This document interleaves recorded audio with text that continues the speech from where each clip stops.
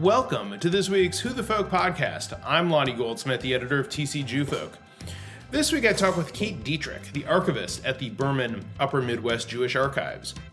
We talk about how she got started in this line of work, what big exhibit she's working on next, and how this job was the start of her Jewish journey on this week's Who the Folk podcast. Kate Dietrick, welcome to the Who the Folk podcast. Thank you for joining me. Thank you for having me. Thanks for letting me be a folk. I'm excited that you get to be a folk. You are the archivist at the Berman Upper Midwest Archives. Yep. Which is part of the University of Minnesota. Correct. Now, how does that work with the Jewish Historical Society of the Upper Midwest? How in tandem do those things go? Yeah, so the Jewish Historical Society of the Upper Midwest started in 1984, and they did a lot of things, one of which was they started to grow the archives. And they were so successful that they kind of outgrew their space and outgrew their ability to steward the archives. And so in 2012, all of the archives were gifted to the University of Minnesota libraries as part of the Berman Upper Midwest Jewish Archives. And so all the archives exist at the University of Minnesota, and we don't, have any connection with the Jewish Historical Society kind of staff-wise or financially. It's just that they kind of were the past that grew the archives. And the University of Minnesota has been stewarding the collection since 2012. And I came on in March of 2013 as the first dedicated archivist for the collection. So almost 10 years then with the university. I guess for starters, certainly help me and probably some of our listeners understand what is an archivist and what is your sort of main day in, day out job? Yeah, my day in, day out job varies wildly, which is part of why I absolutely love being an archivist. So the archives are a collection of materials that are open to absolutely anyone. So even though we're on the University of Minnesota campus, anyone can come and use the collection. So a large part of what I do is I deal with researchers who are coming in to look at materials or sending emails, answering phone calls, people that have questions about the collection or about local Jewish history. But then I do other things like I put together exhibits, I give presentations, I work with classes at the University of Minnesota or other any classes that are interested in using the materials or learning about local Jewish history.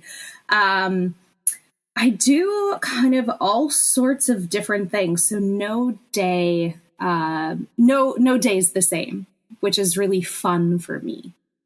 Well, that's awesome. I mean, that always makes things easier, I would imagine, to be able to have that kind of variety in your life. Yeah. When you started doing this archive work, I guess, what kind of training do you need to become an archivist? How does one go down this path? Yeah, so I kind of stumbled into it. I went to St. Olaf College and I just got a student job working in the library, which included 2 summers where I stayed on campus and was in charge of the science library. And I really liked the library. I was a history major. Right. I loved books, but I didn't love it. And then my boss, who's a science librarian, said, "Have you been down to the archives?" And I was like, "I don't know what you're talking about." And I went down and it was like a light bulb moment. It was everything I loved about libraries combined with everything I loved about history. And so after I graduated, I spent some time living in England, but then ended up moving to Brooklyn to get my master's in library science, specifically focusing on archives and museum libraries. So it was just like no day is the same, no collection is the same. You always kind of fall in love with new things, new versions of history, new materials. And that's kind of how I got into it. So being an archivist does sort of come out of the library Yes. world, if you will. Yeah. So you have a master's in library science, usually a certificate in archives. And we're kind of, the redheaded stepchild of the library world. We're kind of over here. I feel like any kind of conversation I have in libraries with librarians, I'm like over there just peeking my head and being like, and archives and archivists, because we're a little bit different, a book has a title and an author and a date, and that's pretty standard, but a letter doesn't have those things. So how do you describe a letter? How do you make it so that people can look at a letter, at a photograph? It's just a slightly different version of libraries and the materials inside. And there's a certain context that I would think that somebody in your role can help give to those letters, those photographs, those items that tell a story that's just in a different way from a book or a novel or something that maybe has a little more linear A to Z kind of thing. Yeah. Primary source materials, just one kind of item, tells so much of a story and leaves so much out. And I think that's what's really interesting. People think when they come into the archives, they want to see all the things. They want to see all 100 boxes worth of stuff. And what I try to say is this one item has just as much of a story. If you're looking at a scrapbook that was created at a displaced persons camp after the Holocaust, what does that tell you? How did that get here? How was that created in a displaced persons camp? What kind of story is this telling us about displaced persons camps, about the Holocaust, about, Yiddish theater, which is what that scrapbook is. And in just this one item, you can find so much, and it leads you down so many different rabbit holes that you can later try to fill in the holes that the one thing isn't telling you. Which is so cool. I mean, if that's what you're into, obviously, that, I mean, but that, that caveat sort of goes with basically any job, though. That is true. But also, I think it's so important to sort of learn where we come from, where we've been, to know, at least in some respect, where we're going. And those kind of primary sourcings help us all understand that. Yeah.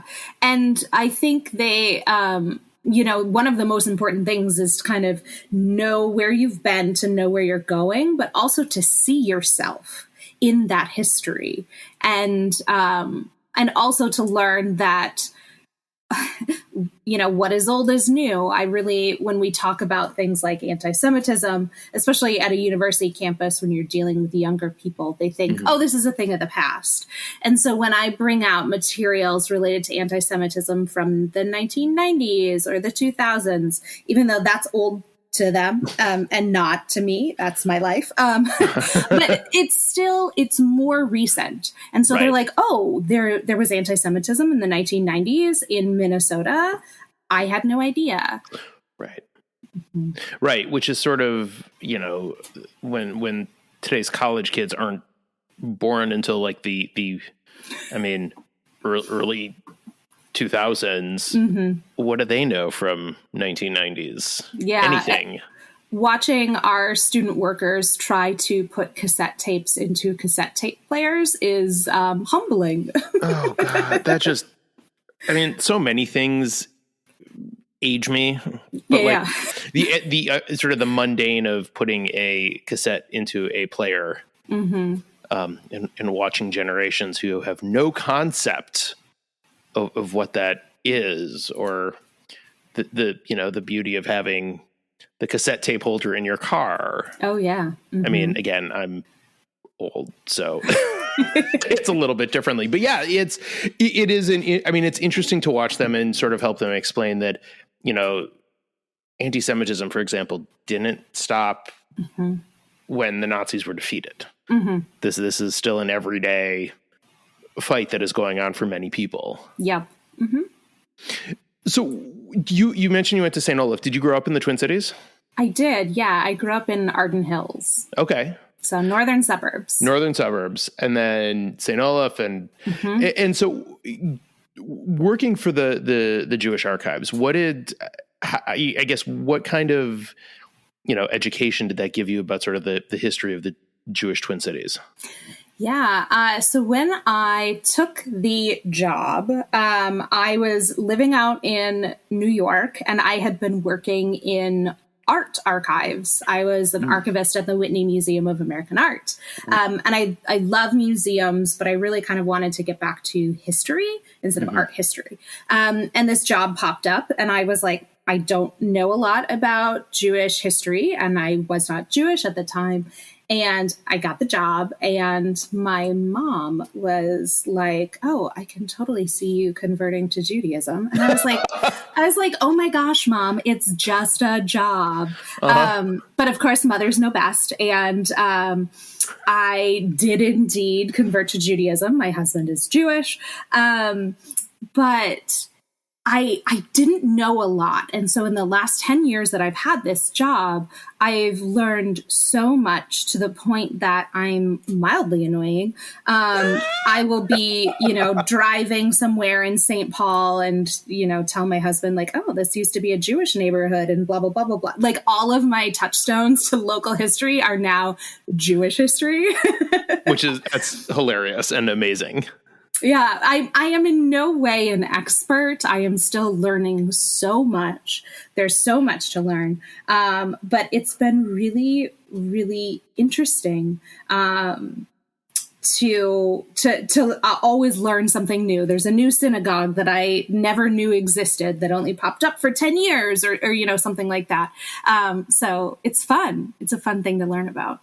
It's kind of fascinating. And, it's also really interesting that you, as somebody who didn't grow up Jewish, you have this knowledge and background and education through your job of the Twin Cities Jewish community that I think most people who grew up Jewish and either relocated here or have lived all their lives may not know. I mean, you have this knowledge, this primary source knowledge at a depth that not everyone has.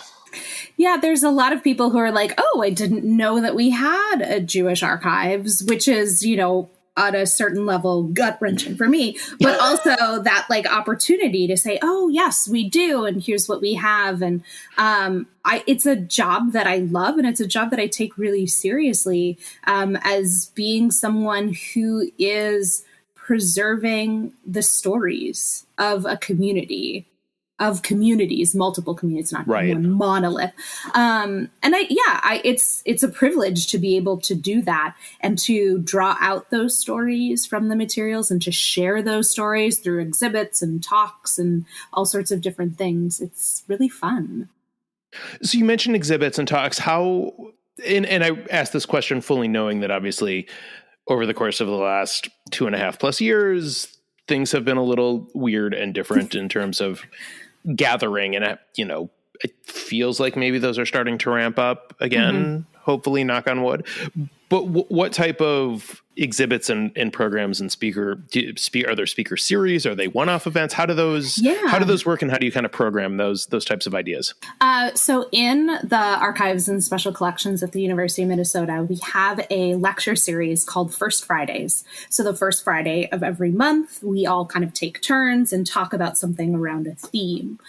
So I'm very excited. In May, I'm going to be talking about this year's theme is fun and games, and I'm going to be talking about Jewish country clubs, specifically focusing on women and golf at Jewish country clubs. But I'm really excited to do that research. The year before that, I talked about the St. Paul Community Orchestra that is related to the St. Paul JCC. It is one of, if not the oldest community orchestras in the country. The year before that, I talked about Rabbi Harold Gordon, who is known as kind of the dog sledding rabbi. He was a chaplain, an army chaplain, right at the tail end of World War II, and he did a circuit flying from.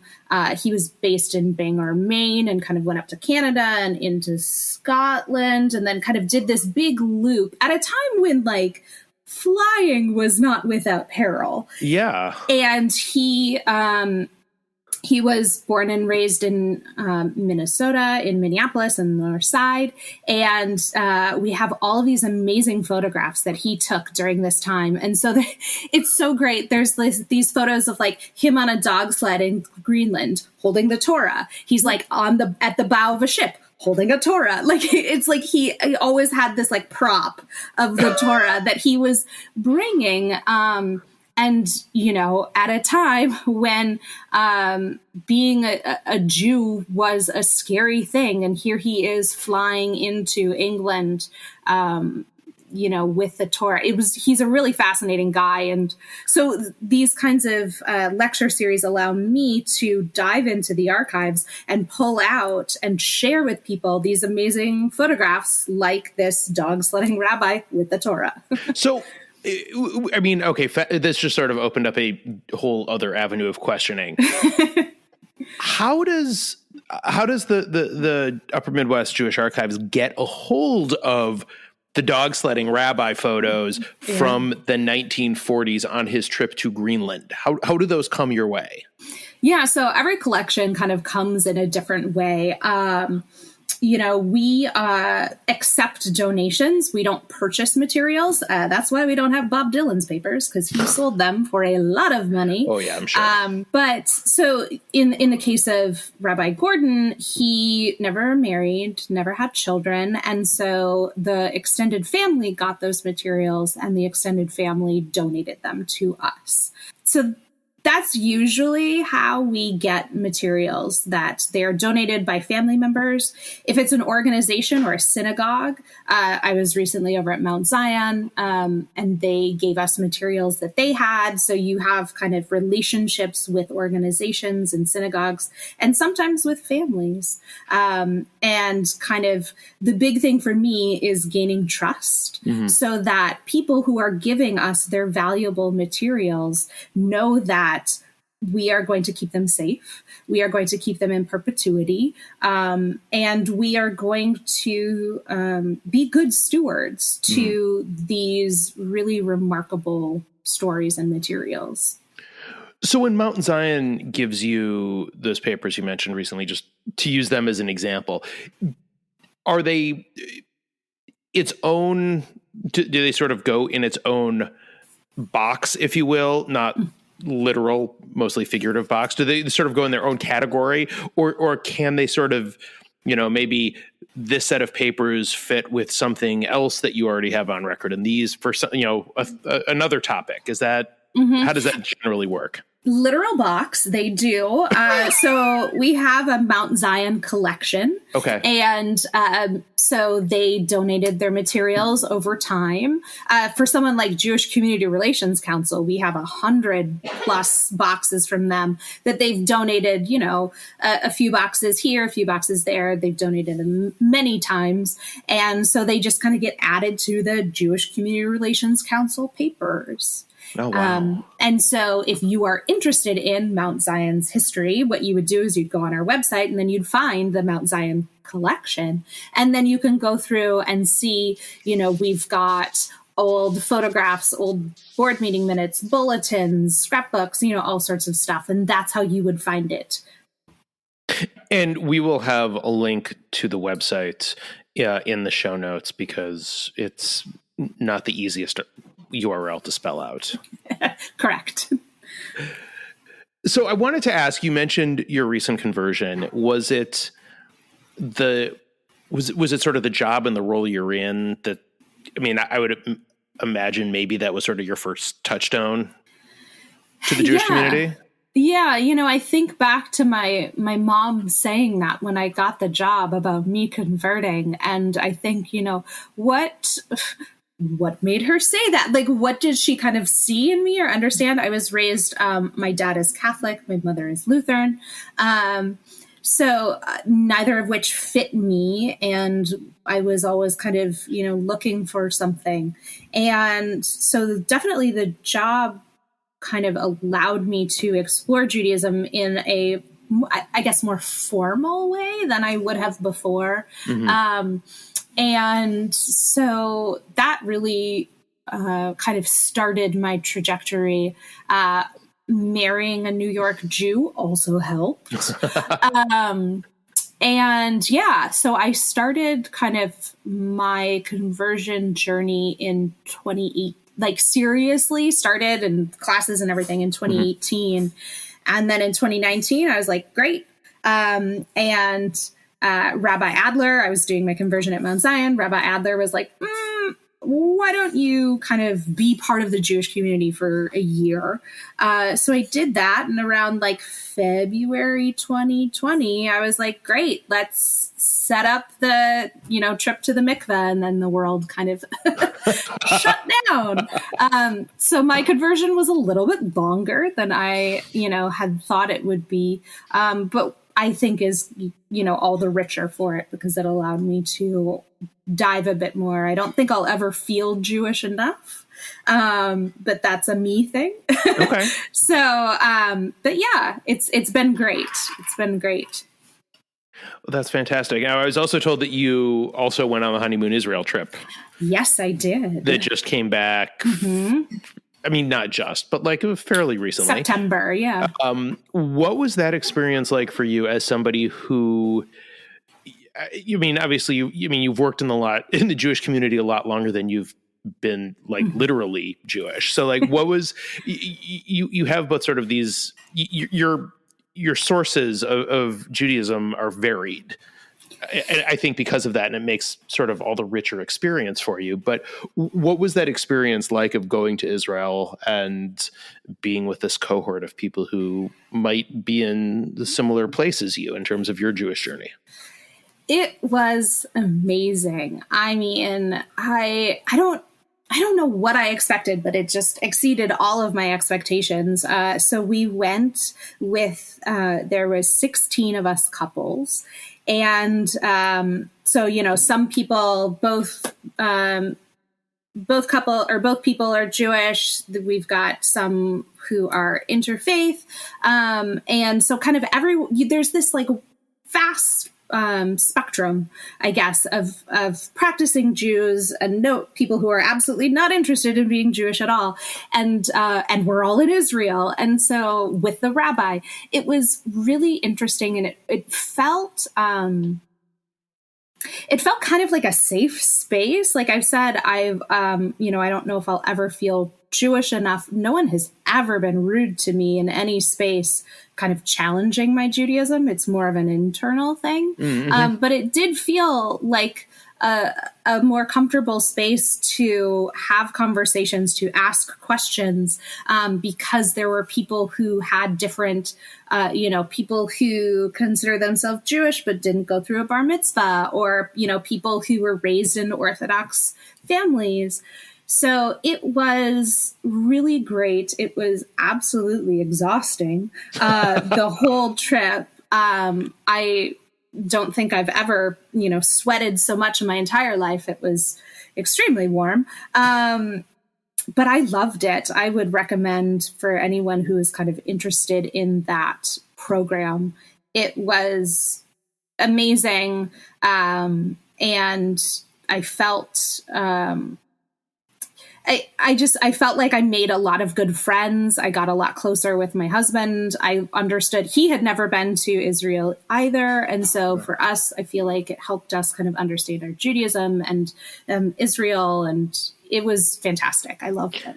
Yeah, I mean, first of all, that's amazing. And it sounds great. And it's really, interesting to me the way you sort of describe kind of the spectrum of people on the trip and sort of their Jewishness. I hate using that word, but like, you understand what I mean. It's sort of where they feel their place is in the community. And I think the spectrum of the trip you were on feels very much to me sort of how I see the Jewish community at large. Mm.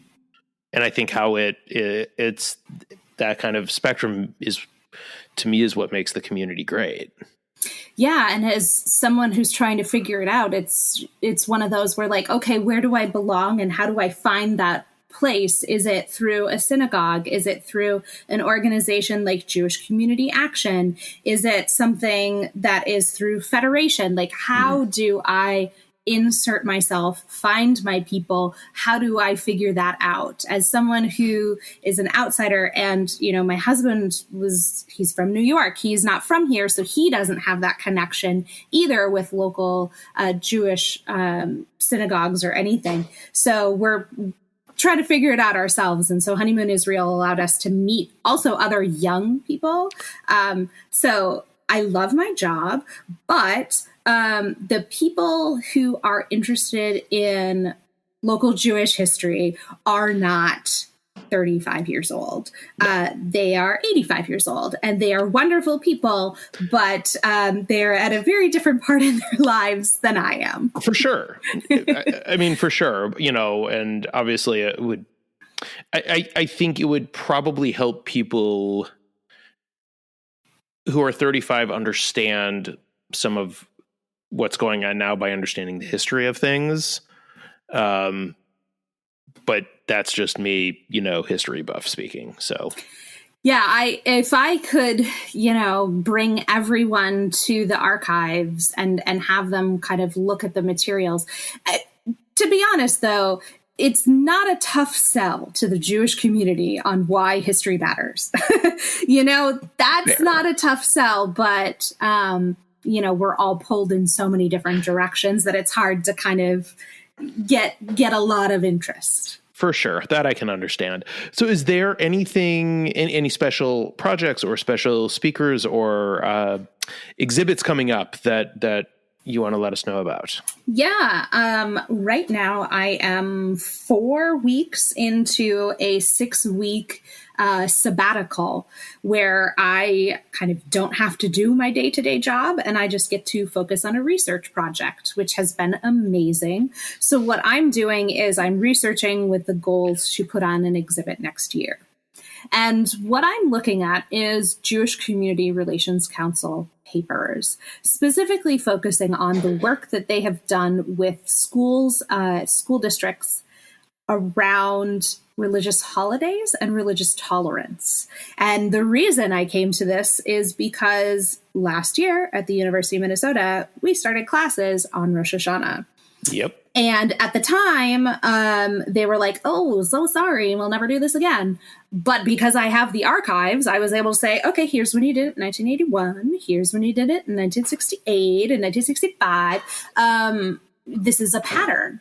And so I wanted to look into what JCRC has done with schools to kind of bring attention to these issues and make spaces more accepting of Jewish students. And so I've been researching, I mean, I've gone back to like 1928. I'm not specifically focusing on the University of Minnesota, but because I'm at the U of M, I'm able to find the, you know, dean's papers when he talks about what to do with students in 1952 when classes started on Yom Kippur, whatever it was, you know.